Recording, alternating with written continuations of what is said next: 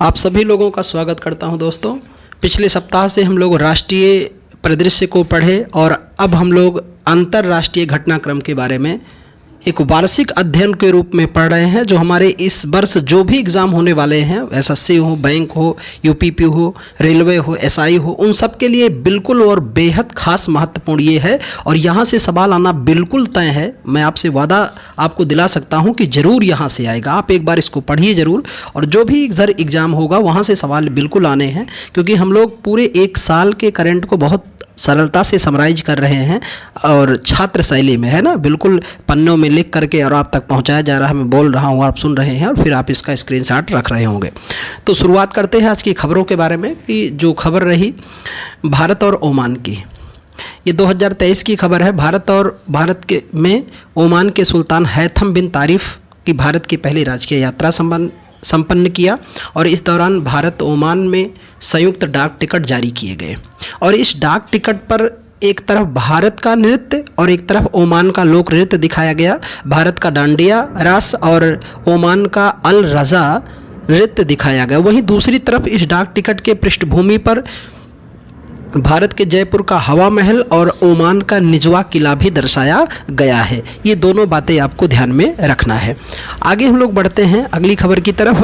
भारत और तंजानिया के मध्य हमारे संबंध कैसे रहे। तो तंजानिया के राष्ट्रपति सामिया सुलूहु हसन की 2023 में भारत की यात्रा थी और कहते हैं ये तंजानिया की पहली महिला राष्ट्रपति भी हैं और राष्ट्रपति के रूप में उनकी भारत की जो यात्रा है वो पहली यात्रा है। और इस दौरान भारत तंजानिया के मध्य 5 वर्षों का रोड मैप पर सहमति भी बना है कि दोनों आपस में विकास कार्यक्रमों को आपस में मध्य में समझौता करके बढ़ाएंगे और साथ में 2023 से 27 की अवधि के लिए सांस्कृतिक आदान प्रदान कार्यक्रम पर भी हस्ताक्षर किए गए हैं भारत और तंजानिया के मध्य।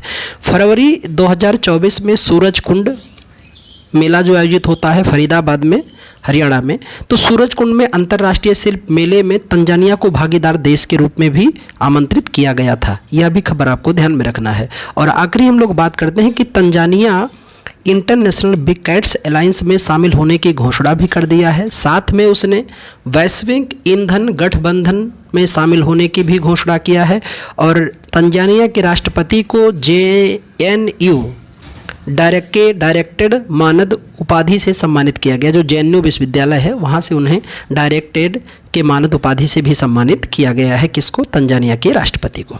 आगे भारत और मिस्र के मध्य हम लोग देखते हैं कि भारत और मिस्र के मध्य कैसा रिश्ता रहा है, क्या प्रगाढ़ता रही है।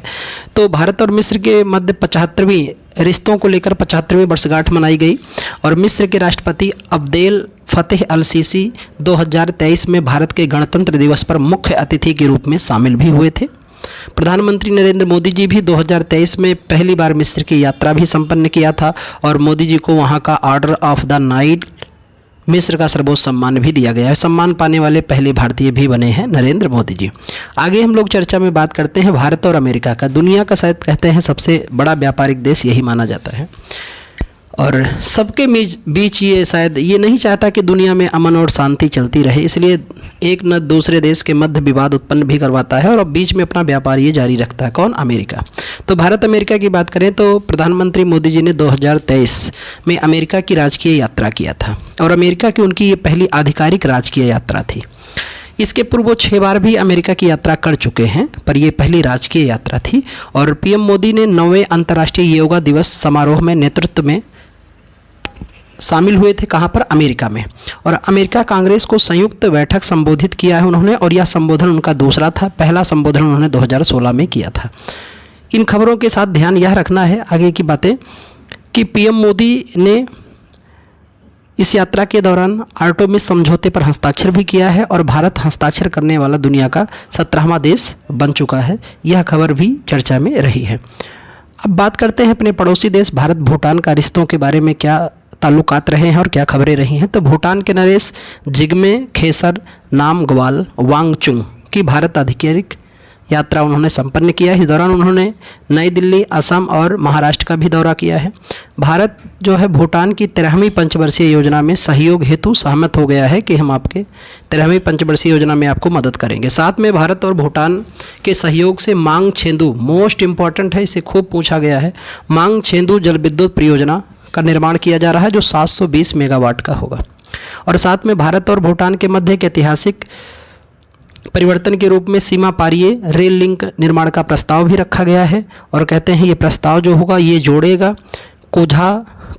कोकराझार, असम के कोकराझार को भूटान के गेलेखू को जोड़ेगा। और ये भारत भूटान के मध्य पहला लिंक परियोजना, रेल लिंक परियोजना भी होगा। अगले पड़ोसी देश की बात करते हैं, भारत और भूटान के भारत और भूटान का जहां हम लोगों ने खबर को देखा, भारत और बांग्लादेश को लेकर। भारत और बांग्लादेश के मैत्री पाइपलाइन का उद्घाटन 2018 में किया गया था, जिसकी लंबाई 131.57 किलोमीटर है और ये पहली सीमा ऊर्जा पाइपलाइन भी मानी जाती है।